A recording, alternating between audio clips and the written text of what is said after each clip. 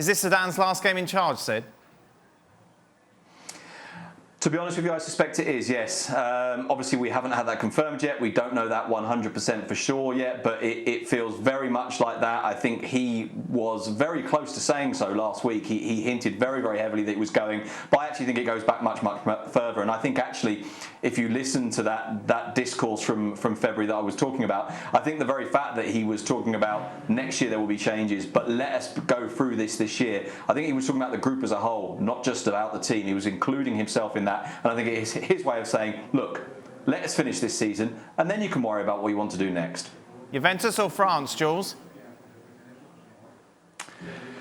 If it's one of the two, it would be Juventus first anyway. The position for France is not ready, and it's not available until probably 2022 after the World Cup, maybe more 2024, I think, after that Euros in Germany. And listen, eventually he will be the France head coach. There's no doubt at some point he will get there.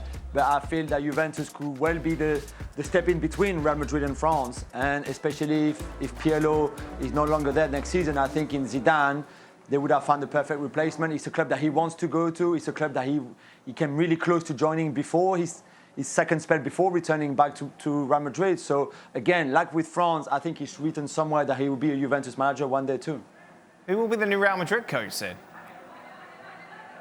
Well, there are two fundamental candidates. One is Allegri and the other is Raul. And now they're very different, obviously.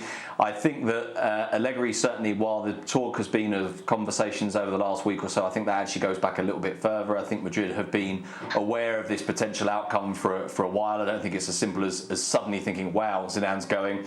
With Raul, of course, this is someone that they've been preparing for first-team football, but they don't necessarily need to do it now. That said, as far as I'm aware, at least, there isn't a final decision being made as yet.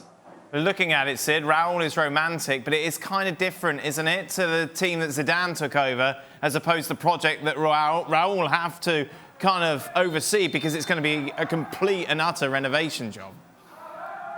Yeah, that's right. I mean, and Zidane came in, obviously, and partly did a job that was about steadying the ship, about making the players feel comfortable, about getting the best from a squad that was very strong but that wasn't really performing. With Raul, given the age of some of the key Real Madrid players, given the likely departure of Sergio Ramos, given the age of Modric and Kroos and one or two others, even Benzema, although he's probably got a good 2 or 3 years left, I think Raul would be seen as someone to take on a new project, which, as you say, makes it very different. But I actually think, to be honest with you, that from Raul's point of view, that's kind of what he would like, because I think it gives him greater authority. It gives him greater, if you like, manoeuvrability within the dressing room, and I think that's probably what he would like. But of course, that comes with it enormous risks, because as you rightly say, there's a difference between a squad that is really good and good enough to win the Champions League and a squad that actually at the start of next season may well not be. And I think that's the big lesson from this year, was that when Real Madrid were knocked out of the Champions League, it wasn't about bad luck or bad refereeing. It was a kind of a reflection of a reality, and a sense that there are some serious limitations that Madrid probably still need to look at really quite heavily. Thanks so much for watching ESPN on YouTube. And for more sports highlights and analysis, be sure to download the ESPN app. And for premium content and live streaming, subscribe to ESPN Plus.